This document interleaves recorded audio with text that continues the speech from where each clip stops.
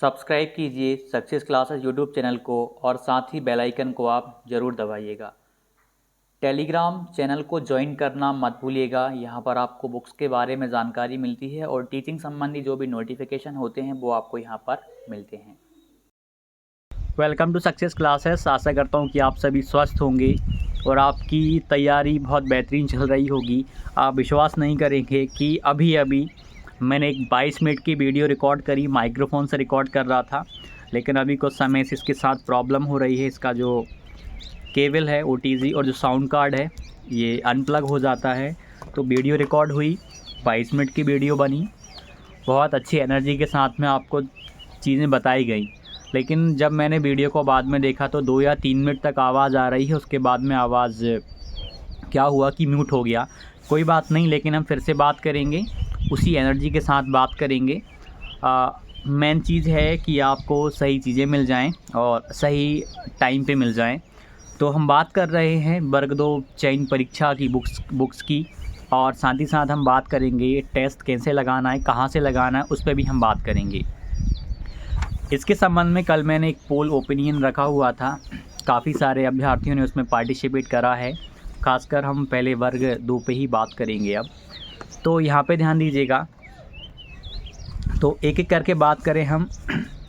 संस्कृत की बात करें, संस्कृत में आपको संस्कृत, हिंदी और इंग्लिश, इनमें आपको 2 पुस्तकों में ज़्यादा ध्यान केंद्रित करना है।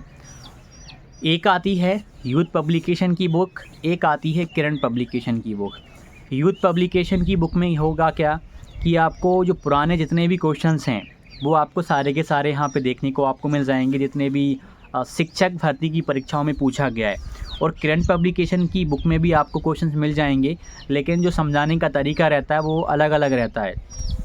और हिंदी में एक मेन चीज़ आप याद रखिएगा, हिंदी में आपने लुसेंट या अरिहंत की पुस्तक से आपने अपने कंटेंट को कवर किया होगा, वो आपके लिए बहुत ज़्यादा ज़रूरी था और बहुत महत्वपूर्ण भी है। हिंदी, संस्कृत और इंग्लिश, इनमें हम यदि NCERT की बात करें तो इनमें NCERT की किताबें पढ़ना आपके लिए ज़रूरी नहीं है। जब तक मान लीजिए सिलेबस में यदि उन्होंने मेंशन कर दिया कि चैप्टर के बीच में से भी प्रश्न पूछे जाएंगे, जैसा कि KBS में इस बार हो गया है, यदि वैसा कुछ कर दिया तब आपको NCERT की किताबें बहुत डीप में पढ़ने की ज़रूरत होंगी, अन्यथा अभी फ़िलहाल आपको किताबें पढ़ने की इनकी ज़रूरत नहीं है। मैथ हो गया, सामाजिक विज्ञान हो गया और SST हो गया, इनकी किताबें पढ़ना आपके लिए बहुत ज़्यादा ज़रूरी है। NCERT भी आपको कवर करनी पड़ेगी। तो इनमें आप तीनों विषयों में मैंने जो 2 पुस्तक बताई हैं, यूथ पब्लिकेशन और किरण पब्लिकेशन की, आप इनको करना। आप किरण पब्लिकेशन की तो 5000 प्लस या 10,000 प्लस आप सर्च करेंगे गूगल पे या अमेज़ॉन पे तो आपको वहाँ पर मिल जाएगी। या जो भी आज हम बुक्स की बात कर रहे हैं उसके स्क्रीनशॉट आपको मैं टेलीग्राम पे भी सेंड कर दूँगा, टेलीग्राम चैनल पे आपको मिल जाएंगे। उससे आपको फ़ायदा होगा कि ये फ़ायदा होगा कि आपको एग्जैक्ट जानकारी लग जाएगी कि हमें ये वाली बुक लेना है, बाकी अन्य पुस्तकों को हमें नहीं लेना है। तो आप थोड़ा सा उसका भी वेट कर सकते हैं, या हम सेपरेट वीडियो में उन पुस्तकों के स्क्रीनशॉट पे हम बात कर लेंगे, ताकि आपको जल्द से जल्द 2 या 3 मिनट में वो सारी पुस्तकें आपको बता दूँ। हालांकि आप में से काफ़ी सारे अभ्यर्थी हैं जिनको ये समझ आ जाएगी।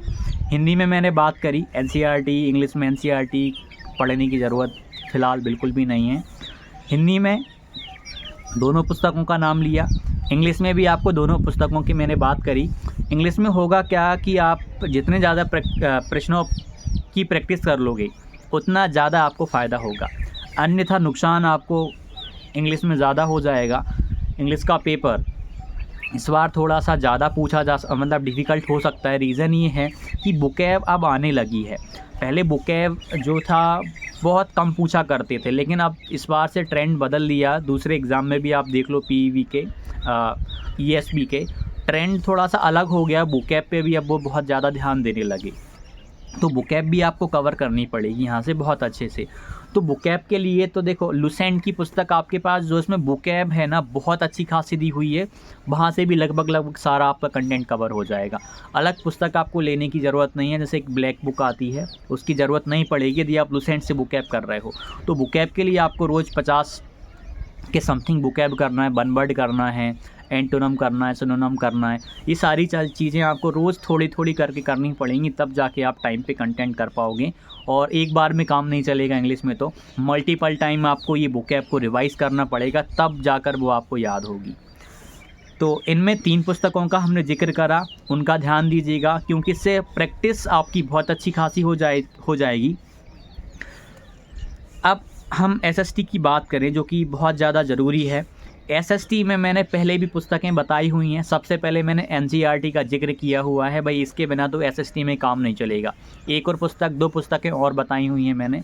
महेश कुमार बर्णवाल की पुस्तक मैंने पहले भी बताई हुई है, वो तो ज़रूरी है ही। महेश कुमार बर्णवाल की कौन सी पुस्तक? एनसीईआरटी वन लाइनर होती है, एक सार संग्रह करके, उसमें एनसीईआरटी के सारे फैक्ट वन लाइनर में दिए गए होते हैं, वो वाली पुस्तक, और इसकी एमसीक्यू वाली आती है। तो आपको ये तो करनी है वन लाइनर वाली। एनसीईआरटी आप पढ़ रहे हैं तो नोट्स बनाने की ज़रूरत आपको नहीं पड़ेगी, क्योंकि आप वन लाइनर में से उनको फिर बाद में रिवाइज़ कर पाओगे। एसएसटी के लिए लुसेंट एरियंट आप ये तो कर ही रहे होंगे, क्योंकि ये फैक्ट वगैरह के लिए बहुत ज़्यादा ज़रूरी हो जाती हैं। कुछ क्वेश्चंस ऐसे होते हैं जो बिल्कुल फैक्ट वगैरह पूछे जाते हैं, सन पूछ ली जाती हैं, तो ये आपको करनी पड़ेगी। और केरन पब्लिकेशन की एक सामान्य अध्ययन की पुस्तक आती है, जिसमें 10,000 से भी ज़्यादा 10K+ क्वेश्चंस रहते हैं आपके अभ्यास के लिए। भिन्न भिन्न जो भी परीक्षाएं हुई हैं उनमें सामान्य अध्ययन के कैसे प्रश्न पूछे गए हैं, वो आप वहाँ से कवर करना, क्योंकि 10,000 प्रश्नों का आप यदि अभ्यास कर लेते हो तो 10,000 प्रश्न, सच बता रहा हूँ मैं, अपने आप में बहुत बड़ी बात हो जाएगी। 10,000 प्रश्न पर्याप्त हैं। इसके साथ साथ यूथ की कौन सी पुस्तक? यूथ पब्लिकेशन की वो वाली पुस्तक लेना है आपको जिसमें केवीएस के प्रश्न हो, एनबीएस के प्रश्न हो, बिहार के प्रश्न हो, राजस्थान के प्रश्न हो, मध्य प्रदेश के प्रश्न हो, सीटेट के प्रश्न हो। सारी शिक्षक भर्तियाँ, जितनी भी अभी तक शिक्षक भर्तियाँ हुई हैं, जितने भी पेपर अभी तक बने हैं, वो आपको यूथ की इस पुस्तक में देखने को मिल जाएंगे। भले ही वो कितने भी प्रश्न हो रहे हों, 5,000 हो रहे हों, 10,000 हो रहे हों, मतलब आपको पुराने वर्ष के सारे पेपर यूथ की इस पुस्तक में मिल जाएंगे। यूथ की पुस्तक सभी विषयों के लिए आती है। तो आप इस पे ध्यान दीजिएगा।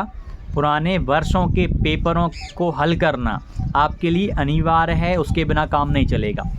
कई बार होता क्या है, आपने केवल मध्य प्रदेश का 18 वाला पेपर लगाया और 2023 वाला पेपर लगाया, उससे अकेले से काम नहीं बनेगा। हो सकता है कि आप चयन परीक्षा में क्वेश्चन को पूछने का तरीका थोड़ा सा उनका डिफरेंट रहे, इसलिए नंबर ऑफ़ क्वेश्चंस की प्रैक्टिस आपकी है ना बहुत ज़्यादा होनी चाहिए।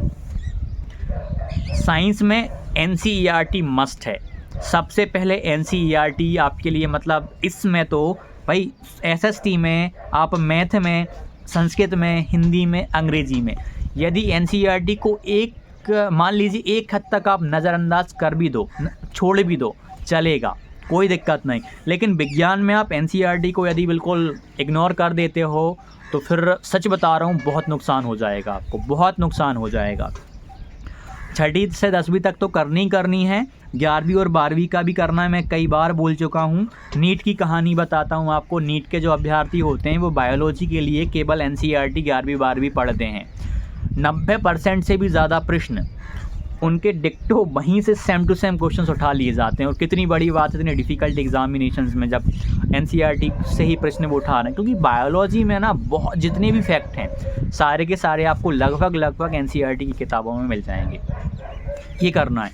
फिज़िक्स भी करना है, केमिस्ट्री भी करना है। ऐसा नहीं कि केवल मैंने बायोलॉजी का उदाहरण दिया है तो आप फिज़िक्स और केमिस्ट्री 11वीं 12वीं से नहीं करें। कौन सा कंटेंट करना, जो 9th और 10th में जो टॉपिक दिया गया है उसी को थोड़ा सा यहाँ पे करना, बस अच्छे लेवल पे करना। इसके साथ साथ किरण की बुक का मैंने जिक्र किया, 10,000+ वाली आपको मिल जाएगी। लेकिन मैं साइंस में मैंने अभी एक पुस्तक देखी थी, उसका नाम बताता हूँ, RRB, मतलब रेलवे की एक पुस्तक आती है। 10,000 से भी ज़्यादा प्रश्न रहते हैं। 10,000 हैं कि 14,000 हैं, एग्जैक्ट मुझे याद नहीं आ रहा, लेकिन 10,000+ हैं। उसमें यदि आप 10,000 प्रश्नों का अभ्यास कर लोगे, बहुत सारे एनसीईआरटी के आपके प्रश्न हो जाएंगे और बहुत सारे जो फैक्ट हैं आपके वो कवर हो जाएंगे। तो वो वाली पुस्तक आप कर लेना। और यूथ की पुस्तक कौन सी बता रहा था मैं, वो वाली आपको करना पड़ेगा। यूथ पब्लिकेशन की वो वाली बुक जिसमें शिक्षक भर्ती के सारे प्रश्न आपको मिल जाएंगे। यूथ में वो सारे के सारे प्रश्न दिए गए हैं। इनके स्क्रीनशॉट वगैरह मैं टेलीग्राम पे डाल दूँगा, या फिर हम सेपरेट वीडियो में एक स्क्रीन से रिकॉर्डिंग करेंगे, वहाँ से भी अमेज़न पे ले जाके, गूगल पे ले जाके आपको बता दूंगा, ताकि और आपके डाउट क्लियर हो जाएं फ्रंट पेज और आप उनका बैक पेज देख पाएँ। यदि आपको, हालांकि 90% से ज़्यादा बच्चों को विद्यार्थियों को ये चीज़ समझ आ जाएंगी, लेकिन फिर भी नहीं आती तो हम उस पर भी बात कर लेंगे। वो आप 10% जो विद्यार्थी हैं वो चिंता ना करें यदि ऐसे नहीं समझ पा रहे तो। ये हो गई विज्ञान की बात। विज्ञान में फिर बोल रहा हूँ मैं भैया, 11वीं और 12वीं की NCERT को आप इग्नोर मत करिएगा। यदि इग्नोर करते हैं तो बहुत बड़ी मुसीबत आप मोल लेने वाले हैं। एग्ज़ाम में आपको बहुत प्रॉब्लम आने वाली। गणित में NCERT का तो आपने चलो करा होगा। किरण पब्लिकेशन की बुक आप करना ही करना। हालांकि मैंने किरण के बारे में बहुत पहले दिया गया था, जो 11,000 प्लस प्रश्न वाली आती हैं, लगभग सारे एग्ज़ाम के क्वेश्चन यहाँ पे आपको देखने को मिल जाएंगे। इसके बाद यूथ की तो आपको करना ही करना है। यूथ की कौन सी वाली, जिसमें जो सारे शिक्षक भर्ती के एग्ज़ाम आते हैं, लेकिन ध्यान दीजिएगा यूथ में वो वाले प्रश्न भी होंगे TGT वाली इस किताब में। आपको 11वीं 12वीं का कंटेंट भी देखने को मिलेगा, क्योंकि TGT NBS TGT में 11वीं 12वीं के प्रश्न भी आते हैं। आपने देखा हो समाकलन, अपकलन, इंटीग्रेशन, डिफरेंशिएशन वगैरह के प्रश्न वहाँ पे पूछे जाते हैं। तो उन प्रश्नों को 11वीं 12वीं के कंटेंट को आपको नहीं करना, केवल और केवल आपको 10th लेवल तक का कंटेंट कवर करना है। ये इस पर आप थोड़ा सा गौर फरमाइएगा, ठीक है? नहीं तो पता चलेगी आप उनको भी करने बैठ जाओ और आप अपने टाइम को बर्बाद करते जाओ, ठीक है? तो गणित में ये आप ध्यान दीजिएगा। RD शर्मा का मैंने पहले जिक्र किया हुआ था, ये बस मल्टीपल चॉइस क्वेश्चन की प्रैक्टिस के लिए है, और ज़्यादा एक चैप्टर में 20 से 25 क्वेश्चन हैं। आप बाकी यदि यूथ और किरण की कर रहे हो तो फिर उसकी ज़्यादा ज़रूरत नहीं पड़ेगी, क्योंकि RD शर्मा जो है ओनली इंग्लिश में अवेलेबल होती है। NCERT की एप्लीकेशन पे भी है, आप फ्री में करना है। यदि ऑफलाइन लेने जाओगे तो 500-600 रुपये की आपको एक क्लास की पुस्तक देखने को मिलेगी। NCERT की जो एप्लीकेशन थी उस पर मिल जाएगी। NCERT की एप्लीकेशन की लिंक मैंने कई बार टेलीग्राम पे डाली हुई है, आप वहाँ से भी देख सकते हो। इस NCERT की एप्लीकेशन में तो इन प्रत्येक विषयों की जो रेफरेंस बुक होती हैं ना 9th और 10th NCERT के अलावा, वो आपको वहाँ से देखने को मिल जाती हैं, और उनमें कंटेंट बहुत अच्छा खासा दिया रहता है। तो यूथ का हमने ये करा। अब एक बात हो गई, एक है टेस्ट वाली बात आती है। ये प्रैक्टिस के साथ साथ यदि आप टेस्ट वाली गलती करते हो, क्योंकि प्रैक्टिस और ये जो टेस्ट है ना, ये दोनों इंटरकनेक्टेड मैं मानता हूँ। आपने ऑफलाइन तैयारी करी, ऑफलाइन क्वेश्चंस आपने सॉल्व करे, लेकिन आप यदि टेस्ट वगैरह नहीं लगा रहे, छोटे मोटे कहीं से भी लगाओ, जिस भी प्लेटफॉर्म से लगा रहे हो, तो आप कहीं ना कहीं, यदि नहीं लगा रहे तो आप कहीं ना कहीं गलती कर रहे हो। मान लीजिए मैंने आपको 10 प्रश्न दिए गणित वालों को या विज्ञान वालों को, किसी भी विषय वाले को। फॉर एग्जाम्पल गणित का ज़्यादा लेते हैं, क्योंकि टाइम मैनेजमेंट गणित वालों के लिए ज़्यादा ज़रूरी हो जाता है। मान लीजिए मैंने आपसे बोला 10 मिनट, ये पुस्तक दे दी मैंने आपको, बोला कि आप 10 प्रश्नों को हल करके बताइए। मैंने समय सीमा आपको नहीं दी, मैंने कहा कि आप 10 प्रश्नों को हल करिए।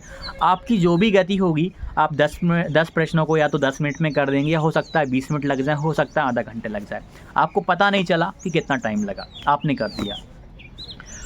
आप पे कोई दबाव भी नहीं था, 10 प्रश्न करने थे, आपने कर दिए। मैंने बोला 20 प्रश्न कर लिए, आप पे कोई दबाव नहीं था, आपने आधे घंटे 1 घंटे जितना भी टाइम लगा आपने आसानी से कर लिए।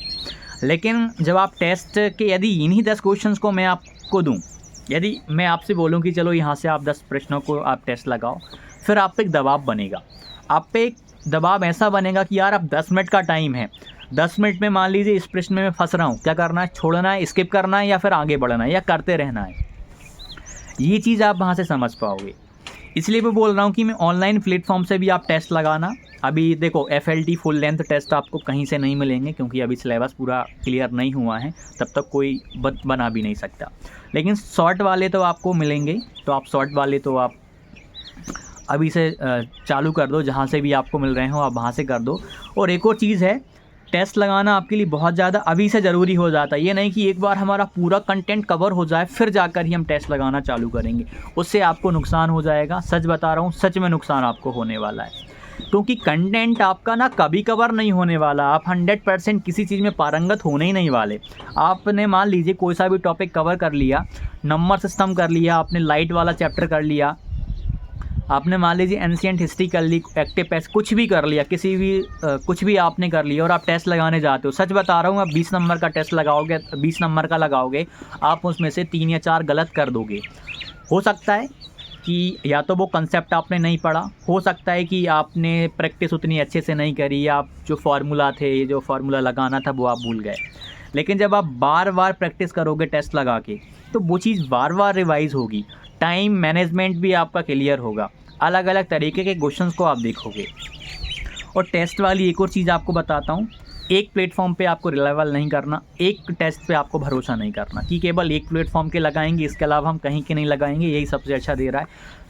मेरी सच मानो तो आपको अलग अलग 4 से 5 प्लेटफॉर्म पे जाके टेस्ट लगाने हैं। उस पर भी हम विस्तार से आगे चल के बात कर लेंगे कौन कौन से प्लेटफॉर्म पे आपको जाना रहेगा।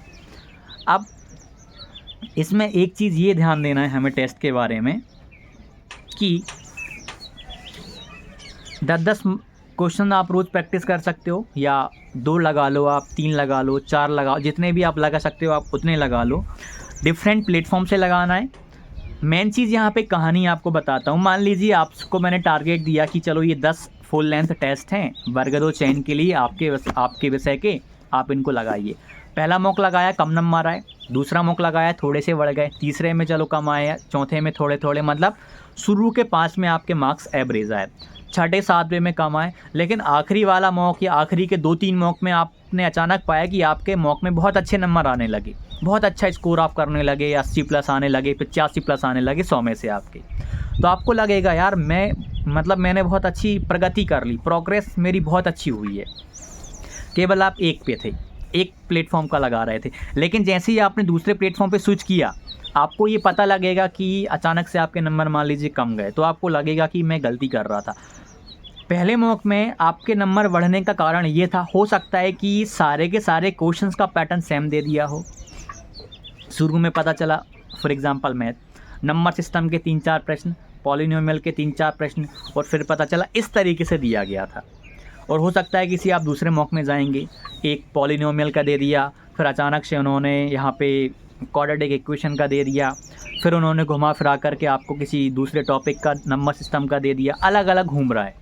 तो यहाँ से ना आप अलग अलग प्रश्नों को टैकल कर पाओगे। आपने चयन परीक्षा का पेपर देखा होगा, मॉक का आप लेवल देखना भाई, मॉक का नहीं सॉरी, आप प्रश्नों को देखना। पता चला कि नंबर से आयु वाले प्रश्नों को ही उन्होंने कितने सारे प्रश्न दे दिए, 15 क्वेश्चन लगातार दे दिए। और किसी किसी में पता चला कि आयु के मात्र 2 या 3 प्रश्न आपको देखने को मिले। और किसी किसी एग्ज़ाम में आपको देखने को मिला कि यार यहाँ पे तो अलग ही सिस्टम चल रहा है। एक और चीज़ आपको लेके चलना है, जो 2018 वाले और 2023 वाले जो प्रश्न हैं वो भी आपको बहुत अच्छे से हल करने हैं। टेलीग्राम पे ऑलरेडी अपलोड करे हुए हैं, और सक्सेस क्लासेस एप्लीकेशन पे भी हमने अपलोड किए हुए हैं, वहाँ से भी आप देख सकते हैं। यदि आपने वहाँ के टेस्ट में आप यदि ज्वाइन है तो वहाँ पर भी आपको मिल जाएंगे। तो टेलीग्राम पे तो 18 वाले 23 वाले सारे विषयों के आपको प्रश्न देखने को मिल जाएंगे। 18 वाले प्रश्नों को भी हल करना है आपको, आपकी शिफ्ट का भी हल करना, ये नहीं कि मैंने इसको ऑलरेडी करा हुआ है।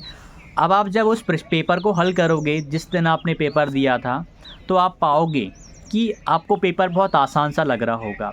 और एक और आप चीज़ पाओगे कि ये प्रश्न मैंने वहाँ गलत किया था, जबकि देखो आप कितना आसान प्रश्न था। तो एक गलती ये आपको वहाँ पर देखने को मिलेगी। तो इस चीज़ पे भी आप ध्यान देना। आपको सारे के सारे पेपर हल करने, चाहे वो 2018 वाले हों, चाहे वो अपने 2023 में पात्रता हुई है उसके प्रश्नों, सारे के सारे प्रश्नों को करना है। और जो भी सक्सेस क्लास एप्लीकेशन से टेस्ट लगाएंगे वो भी लगा सकते हैं। FLT अभी नहीं मिलेंगी, अभी केवल आपको शॉर्ट मॉक मिलेंगे, लेकिन शॉर्ट मॉक की तैयारी भी आप कर सकते हो। और भी बहुत सारे प्लेटफॉर्म हैं, आप वहाँ से भी करो। और टेस्ट के बारे में हम और विस्तार से बात करेंगे किसी सेपरेट वीडियो में। लेकिन एक गलती आप मत करना, ये मत सोचना कि मेरा एक बार पूरा सिलेबस हो जाए फिर ही मैं टेस्ट लगाना चालू करूँगा अथवा करूँगी, ये आप बहुत बड़ी गलती कर जाएंगे। आप ऑनलाइन, भाई मैं ये नहीं बोल रहा कि आप 100 नंबर वाला टेस्ट लगाओ, आप 10 नंबर वाला लगाओ। लेकिन 10 नंबर वाला लगाने से क्या होगा, आप पे दबाव बनेगा।